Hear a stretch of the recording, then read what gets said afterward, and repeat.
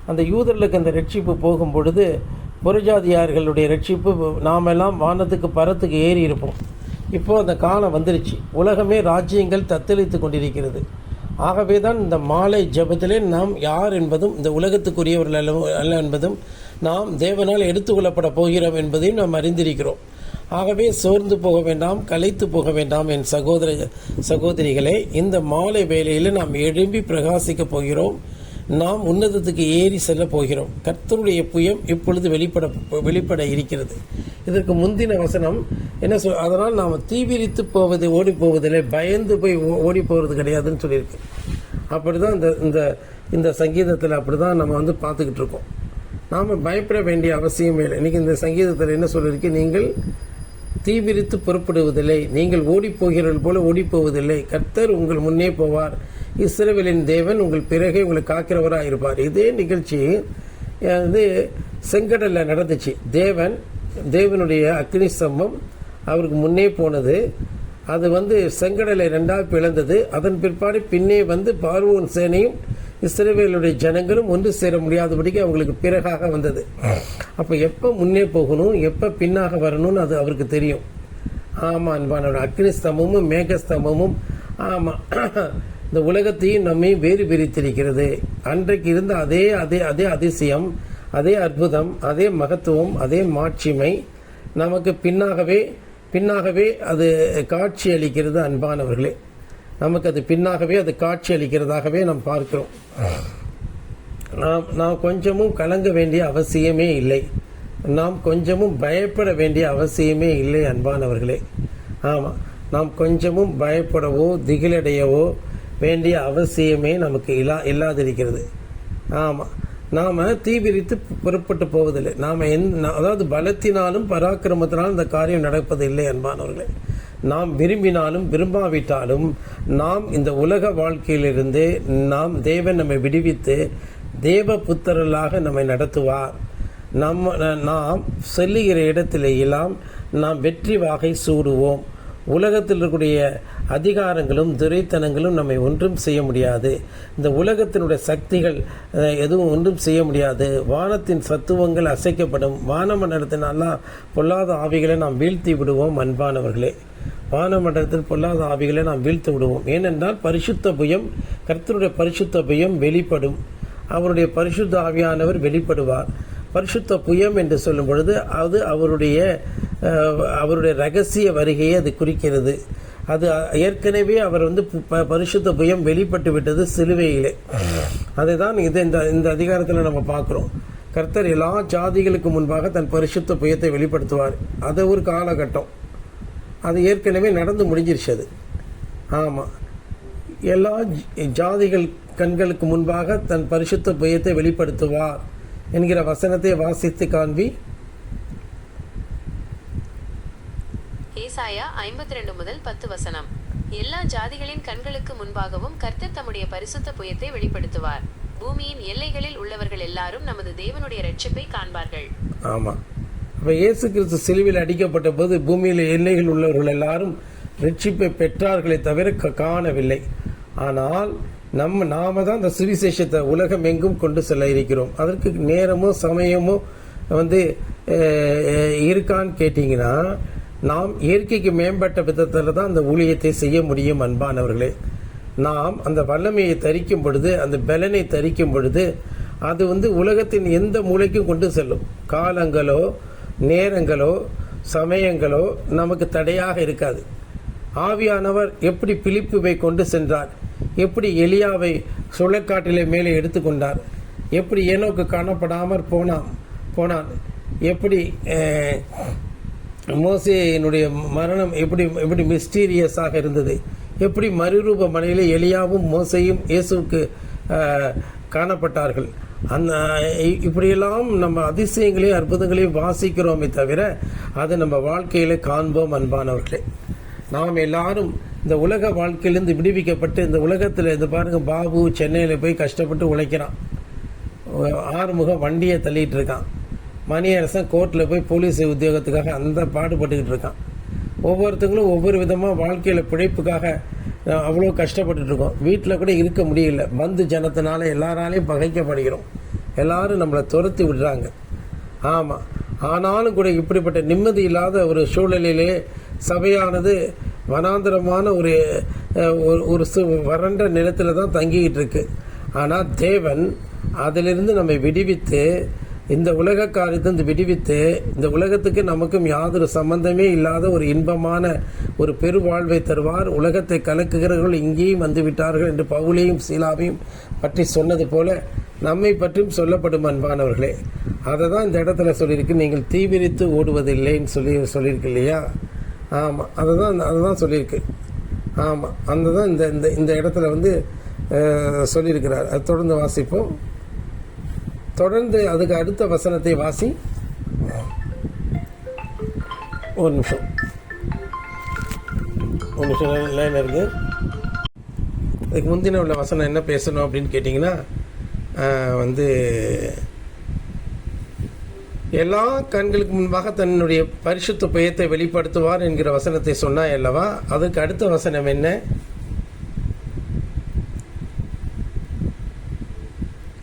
ஏசாயா 52 முதல் 11 வசனம்.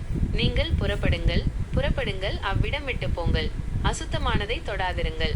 கர்த்தருடைய பாத்திரங்களை சுமக்கிறவர்களே, அதன் நடுவிலிருந்து புறப்பட்டு உங்களை சுத்திகரியுங்கள். தொடர்ந்து உள்ள வசனங்களை வாசி.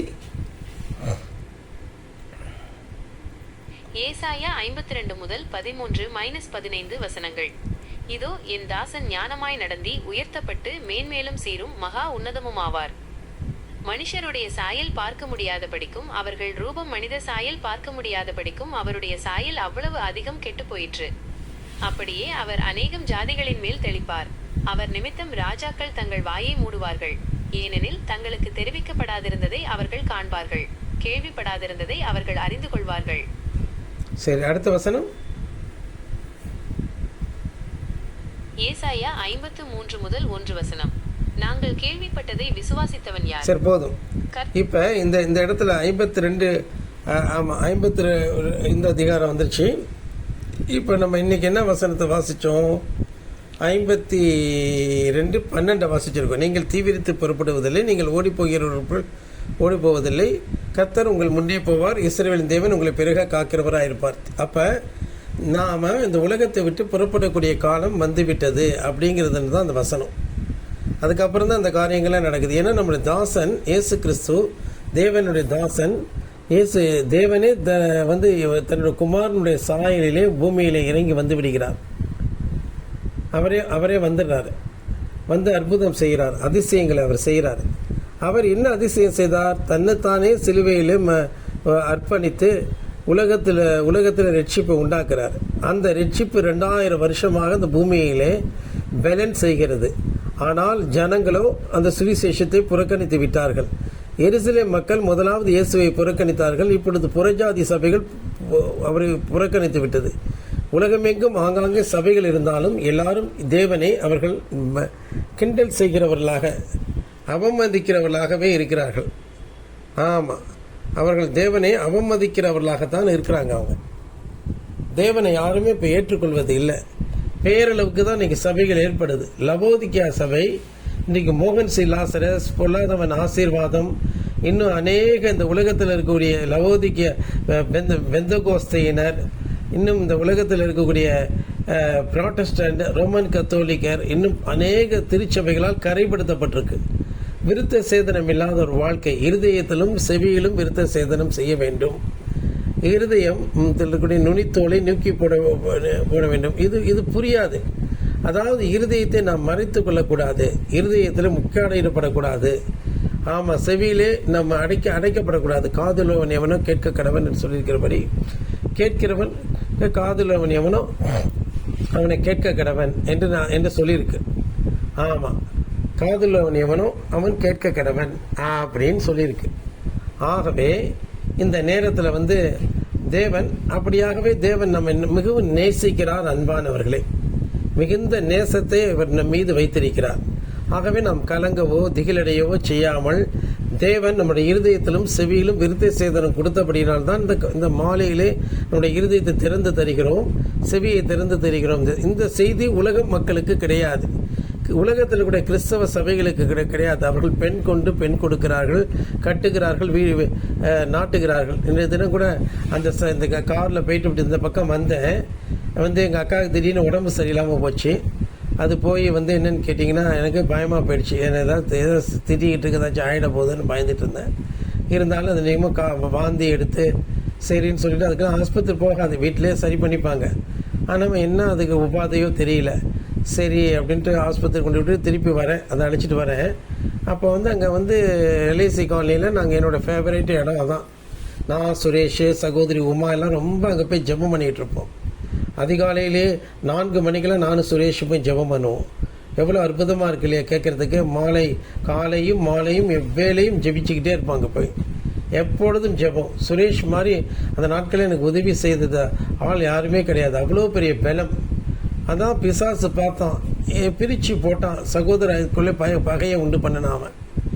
சுரேஷ் அண்ணன், ஆமாம், உமா சகோதரி எல்லாம் சேர்ந்து ஜெபிப்போம், அங்கே தேவனை ஆராதிப்போம், துதிப்போம். அங்கிருந்து நாங்கள் பலவிதமான ஊர்களுக்கு சென்று கன்வென்ஷன் கூட்டங்களுக்கு போய் தேவனுடைய நற்செய்தியை அறிவிப்போம். ஒரு பரிசுத்த ராஜரீக ஆசாரிய கூட்டமாகவே அது இருந்தது. அது பிசாசானவன் ரொம்பவும் கெடுத்து போட்டான், பரிசுத்த ஸ்தலத்தை கெடுத்து போட்டான். அசுத்தர்களும் விருத்த சேதனம் இல்லாதவர்களும் அங்கே இருந்தபடியினாலே அதுதான். ஆனால் தேவன் இனி வரக்கூடிய நாட்கள் இருக்காதுங்கிறார்.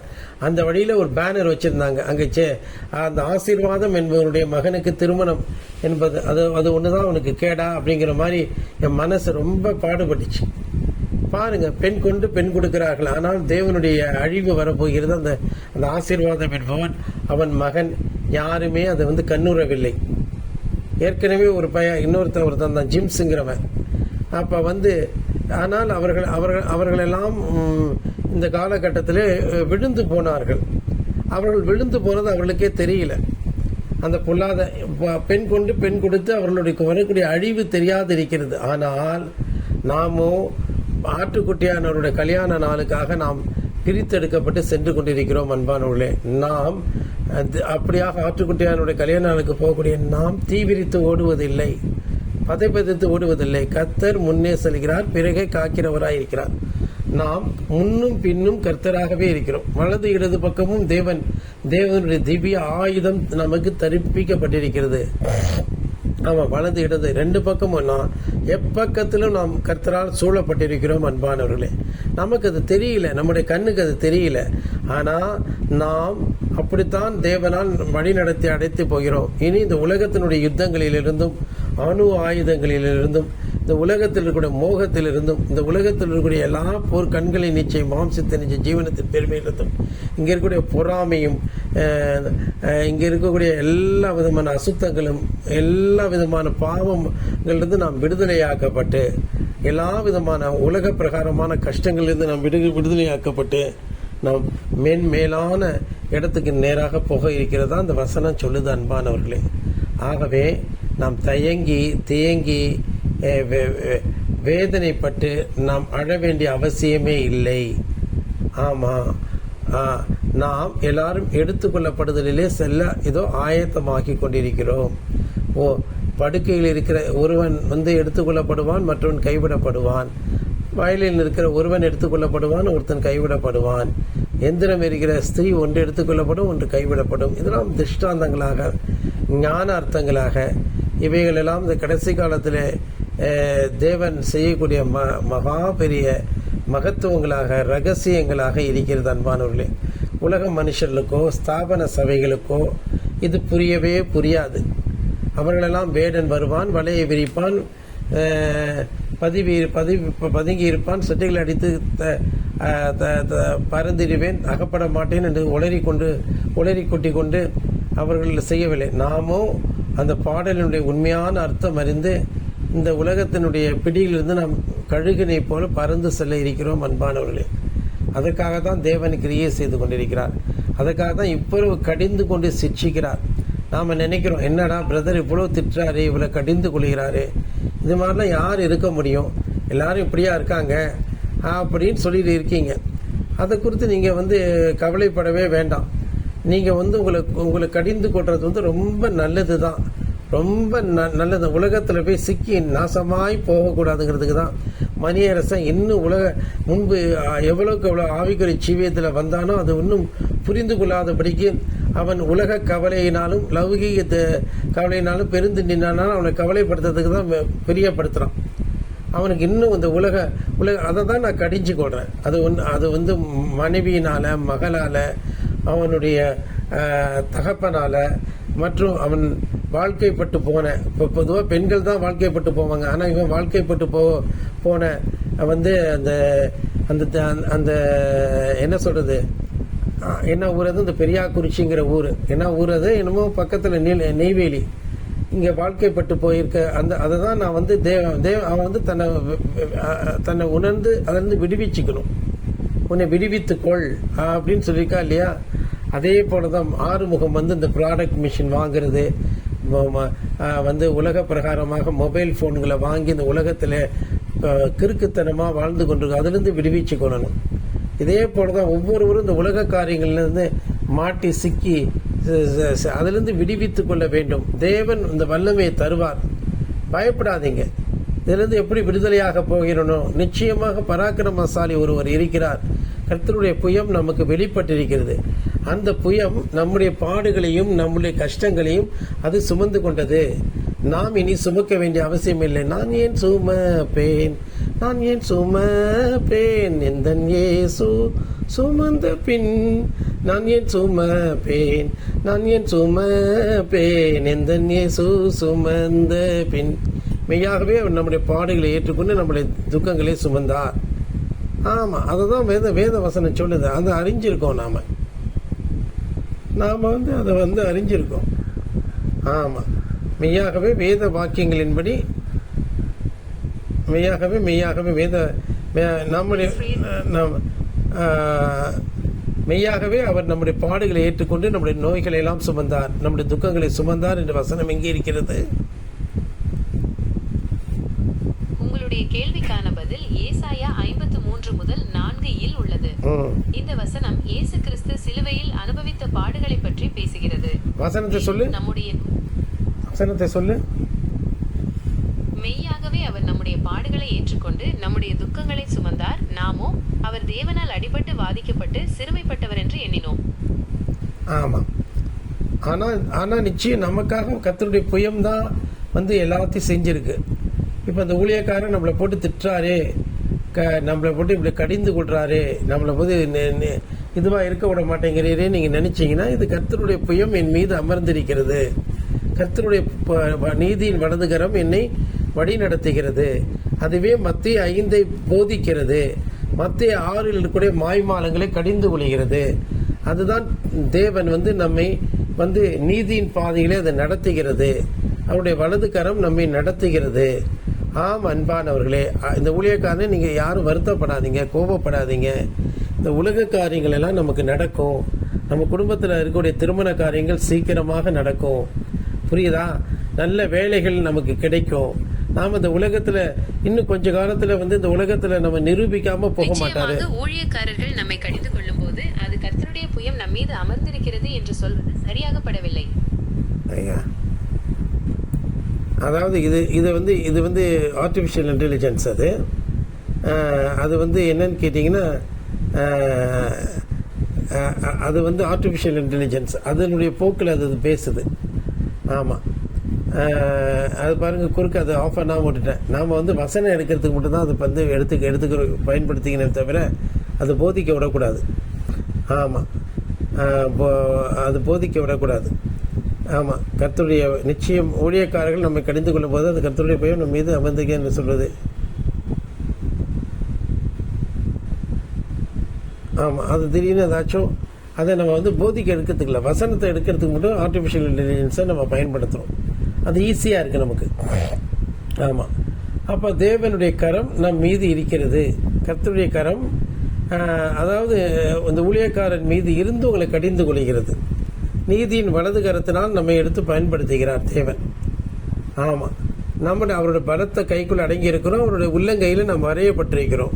ஆகவே நம்ம யாதொன்றும் தொட முடியாது. அவருடைய மதில்கள் நம்முடைய மதில்கள் எப்பொழுதும் அவர் கண் முன்பாக இருக்கிறது. அந்த மதில்களை யாரும் தொடவே முடியாது. ஆகவே அன்புக்குரியவர்களே, நம் பாசத்துக்குரியவர்களே, தேவனுடைய நீதிக்குரியவர்களே, நீதியை நிறைவேற்றுகிறவர்களே, ஆகவே இந்த நேரத்தில் நாம் கலங்கவோ திகிலடையவோ வேண்டாம். நாம் பயப்படவோ திகிலடையவோ வேண்டிய அவசியமே இல்லை. நாம் எல்லாரும் தேவனுடைய ரட்சிப்பை நாம் காண்போமாக. தேவனுடைய ரட்சிப்பை நாம் காண்போமாக. தேவனுடைய இரக்கம் நமக்கு கொடுக்கப்படுவதாக. ஆமாம், இந்த வசனத்தின்படி நாம் தீவிரித்து நம் முன்னே காக்கிறவரும் பின்னே வருகிறவருமா இருக்கிறார்ங்கிற வசனத்தை நாம் புரிந்து கொள்வோம். இதெல்லாம் முழங்காலில் நின்று படிங்க. ஏசாயா 52, 53 இதெல்லாம் படிங்க. அது நமக்கு வாழ்க்கையில் சொந்தமாக்கி கொள்வோம். நம்முடைய நோய்கள், நம்முடைய பாடுகள், நம்முடைய கஷ்டங்கள் எல்லாம் நமக்கு அவரால் சுமக்கப்பட்டு விட்டது என்பதை அறிந்து நாம் மிகுந்த மன மகிழ்ச்சியாக எண்ணுவோமாக. ஆமாம், தேவனுடைய வார்த்தைகள் மகா ஜீவனுள்ளது அன்பானவர்களே. அது மகா பரிசுத்தமானது. இந்த பரிசுத்த வேதம் போன்ற ஒரு புஸ்தகம் நமக்கு கிடைக்கவே கிடைக்காது. ஆமாம், பரிசுத்த வேதாகமம் போல ஒரு புஸ்தகம் கிடைக்காது. ஆமாம், கிழக்கத்திய மனுஷர்களை விட மகா ஞானமுள்ளவனாய் இருந்த சாலமோன் நீதிமொழிகளையும் நமக்கு உன்னத பாட்டையும் அவன் சில சங்கீதங்களையும் அவனை பற்றின சில சங்கீதங்களும் பிரசங்கியின் புஸ்தகங்களும் நமக்கு கிடைச்சிருக்கிறது. அது மகா பெரிய விஷயம். தலையை சுற்றி நம் மூக்க தொடாமல் நேரடியாகவே அது கடிஞ்சு கொள்ளுது. நீதிமொழிகள் எவ்வளவு அறிவார்ந்த வார்த்தைகளை சொல்லுது. ஆமாம், பார்த்தீங்கன்னா ஒரு புறநானூறு அகநானூறு என்று சொல்லுவார்கள். அது இந்த தமிழ் இலக்கியத்திற்கு உரிய சிறப்பு தான். அது புறநானூறு அகநானூறு என்பது தமிழ் இலக்கியத்துக்கு உரிய சிறப்பு. இதே சிறப்பு பைபிளில் என்ன சொல்லியிருக்குன்னா அகநானூறுன்னு ஒன்று இருக்குது. அகநானூறுங்கிறது போல உன்னத பாட்டு அது ரகசிய, அது தலைவனுக்கும் தலைவிக்கும் உள்ள காதல் என்று தமிழ் இலக்கியத்தில் சொல்லப்பட்டிருக்கு. அதே போலதான் தெய்வத்துக்கும் மனுஷர்களுக்கும், அதாவது அவர் திருச்சபைக்கும் உரிய தெய்வீகமான பந்தம், இந்த தெய்வீகமான காதல். அதாவது உலகத்து உள்ளவைகளை உதறி நாம் தேவன் இயேசுவின் பின்னே ஓடி வந்தோம்.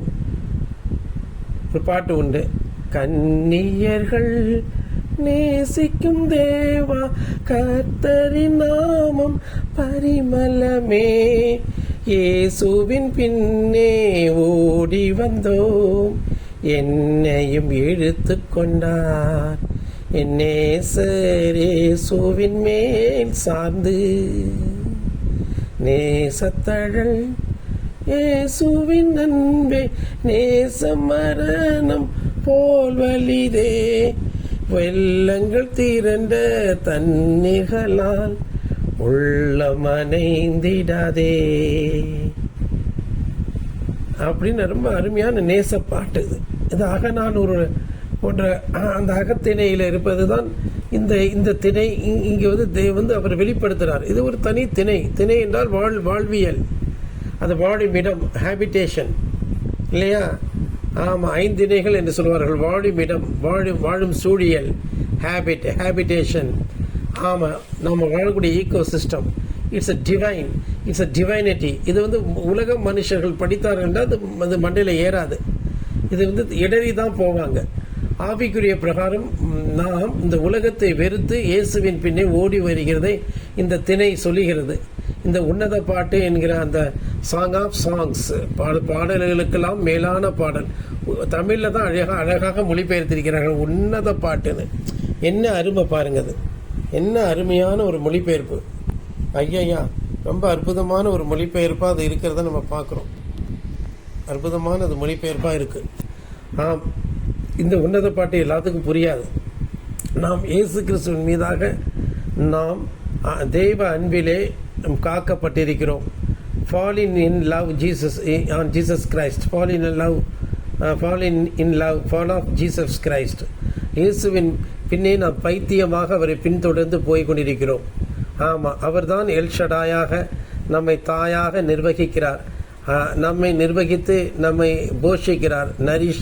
நரிஷர், காட் இஸ் அஸ் நரிஷர். சர்வ வல்லமையுள்ள தேவன், சகல பலனையும் நமக்கு அளிக்கிறவர் அவர்தான். அவருடைய மார்பகத்திலிருந்து நாம் ஞான பாலை சூப்பி குடித்து நாம் மகிமையின் பிரகாசத்தினால் மன மகிழ்ச்சியாக மாறுகிறோம். அது அவருடைய திருச்சபை எருசலேமோடு களி கூர்ந்திருக்கிற நீங்கள் அவர்களுடைய ஆறுதலின் முளைப்பாலை நீங்கள் குடியுங்கள் என்று சொல்லி சும்மா சொல்லவில்லை வேதத்தில். அப்போ இயேசுவும் எருசலேமும் ஒன்று தான். புரியுதா? அப்போ இந்த கடைசி காலத்தில் நம்முடைய அப்படி தான் இருந்துகிட்ருக்கு. எருசலேமோடு மகிழ்ச்சியாக இருக்கக்கூடிய நீங்கள் அவளுடைய ஆறுதல் முளைப்பாலை சூப்பி கொடுத்து அவளுடைய மகிமையின் பிரகாசத்தினால் மன மகிழ்ச்சியாகுங்கள் என்கிற வசனம் எங்கே இருக்கிறது? இந்த வசனம் ஏசாயா 66 முதல் 11 இல் உள்ளது. இது எருசலேமின் மகிமையையும் தேவனுடைய மக்கள் அடையும் சந்தோஷத்தையும் கூறுகிறது. அந்த வசனத்தை அப்படியே சொல்லு. பரிசுத்த வேதாகமும் பழைய மொழிபெயர்ப்பிலிருந்து எடுத்து சொல்லு.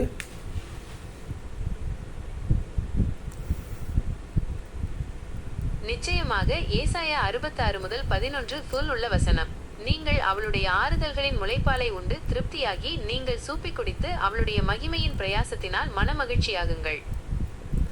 மகிமையின் பிரகாசத்தினால் என்று வசனம் இருக்கிறது, பிரயாசம் அல்ல. மகிமையின் பிரகாசம், அதாவது அவருடைய க்ளோரி, அவருடைய லைட். மகிமையின் பிரகாசம் என்றால் அப்படி இருக்கு. வசனத்தை மறுபடியும் சரியாக வாசி.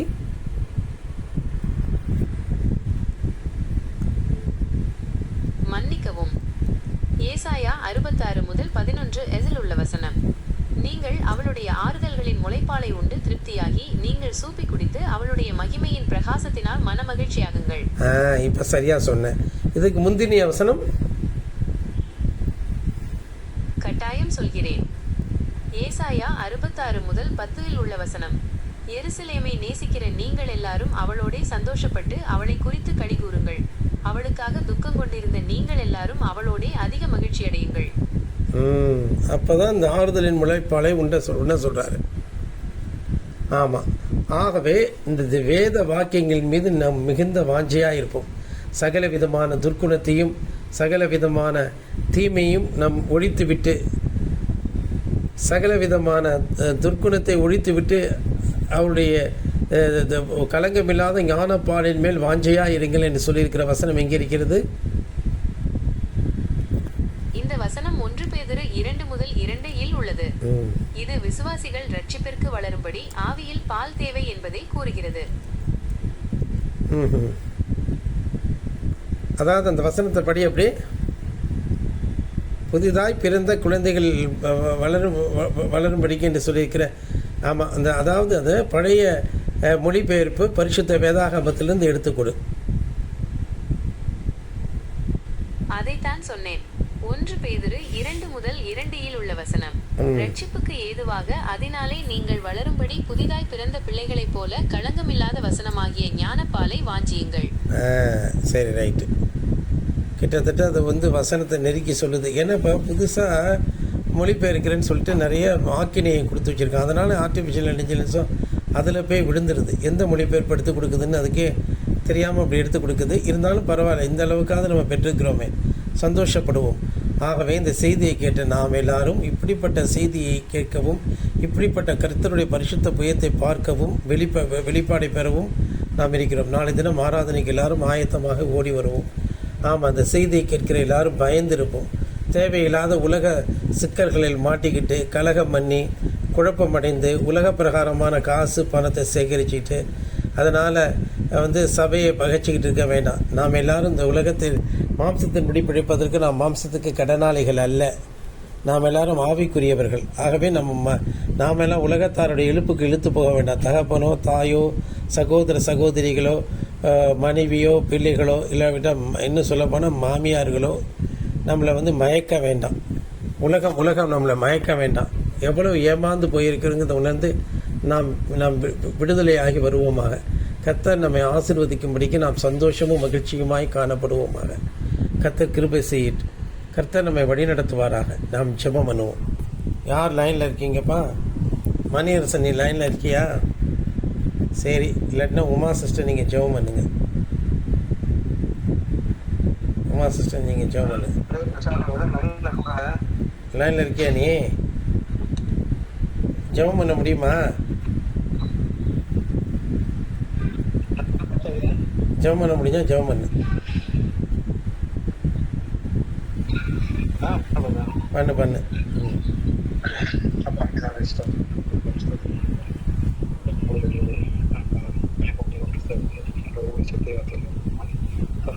ஸ்தோத்திரம். அவருடைய இரக்கம் தயவும் கிருபை மன்னிப்பும் இல்லை என்றால் நாங்கள் வாழ முடியாது ராஜா. இந்த சத்தியத்தை நாங்கள் கேட்க முடியாது. இந்த சத்தியத்தை நாங்கள் அப்பா கேட்டு அதன்படி நடக்க இருக்க முடியும் ஆண்டவரே. அப்பா ஸ்தோத்திரம் ஸ்தோத்திரம் ஸ்தோத்திரம் ஆண்டவரே. அப்பா ஸ்தோத்திரம் ஸ்தோத்திரம் ஸ்தோத்திரம் ஆண்டவரே. நாங்கள் உடைய வசனத்தின் மீது ஜெயிலிருந்து அப்பா அப்பா உடைய ஞானத்தை பெற்றுக்கொள்ளும். அப்பா உடைய சொந்தத்திலே நாங்கள் எடுத்தனப்பிள்ளாய் கலந்துக்கொள்ளும். அப்பா அந்த ஆசீர்வாதங்களையும் வல்லமையையும் அப்பா பெற்றுக்கொள்ளவும். ஸ்தோத்திரம் ஸ்தோத்திரம் ஸ்தோத்திரம் ஆண்டவரே. அப்பா ஸ்தோத்திரம் ஸ்தோத்திரம் ஸ்தோத்திரம் ஸ்தோத்திரம் ஆண்டவரே. அப்பா உடைய கடிந்து கொள்வதற்கு நாங்கள் செவி சகிக்கவும். அப்பா அதை சிச்சை சகிப்பது எங்களுக்கு நலமாண்டவரே. ஸ்தோத்திரிக்கிறோம் ஆண்டவரே. அப்பா நாங்கள் உலகத்தோடு சென்று விடக்கூடாது. உலகத்தினுடைய ஆவியை நாங்கள் பாவெடுத்து அவிசுவாசித்து தேவனுடைய ஆவியை நாங்கள் பற்றி கொண்டிருப்போமாக. தேவனை விசுவாசிப்போமாக. அப்பா பிதாவே ஸ்தோத்திரம் ஸ்தோத்திரம் ஸ்தோத்திரம் ஸ்தோத்திரம் ஆண்டவரே. அப்பா எங்கள் ஜென்ம மட்டுமாய் இந்த மாலை வேலையிலே கொடுக்கப்பட்ட செய்தியானது எங்களுக்குள்ளாக மகிழ்ச்சியை செய்யட்டும். அப்படியாகவே நாங்கள் தத்துவடியை நாங்கள் மாறுவோமாக ஆகுவோமாக.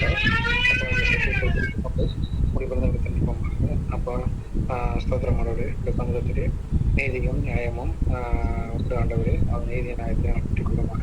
உடைய இறக்கத்தை அன்பையும் பெற்றுக்கொள்ளுமாக. அபிஷேக ஸ்தோத்திரம் தேவையான ஆமென். கர்த்தருடைய பரிசுத்த நாமத்துக்கு ஸ்தோத்திரம் உண்டாகட்டும். அன்புள்ள தேவனே, இந்த செய்தியின்படி நாங்கள் தீவிரமாய் பொறுப்பட்டு போவதில்லை. ஆனாலும் தேவன் எங்கள் மத்தியில் இருக்கிறீர். நாங்கள் அசுத்தமானது தொடாமலும் அன்றுவரை உலகத்தில் இருக்கக்கூடிய காரியங்களை தொடாமலும் இருப்பதற்காக எங்களை முன்னே செல்கிறீர். நீ எங்களை பிறகு காக்கிறவராக இருக்கிறீர். இது உங்களுடைய பரிசுத்த பயம் அதை செய்கிறது ஆண்டவரே.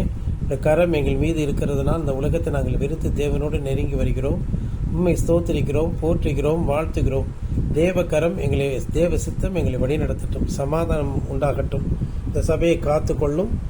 இந்த உலகத்திலேயே நாங்கள் அதிக பாக்கியவான்களாக எங்களை வைத்திருக்கிறபடினால், இதோ எங்களை மறைத்து வைத்திருக்கிறபடினால், பிசாசானவங்களை ஒன்றுமே செய்ய முடியாத ஒரு அற்புதத்தை எங்கள் மத்தியில் வைத்திருக்கிறபடினால், எல்லாரையும் நாட்டில் கூட்டி சேர்த்திருக்கிறபடினால், ஆகவே நாங்கள் பாதுகாப்பான பலனான அரணும் கோட்டையும்குள்ளாக நாங்கள் இருக்கிறபடினால் ஸ்தோத்திரிக்கிறோம்.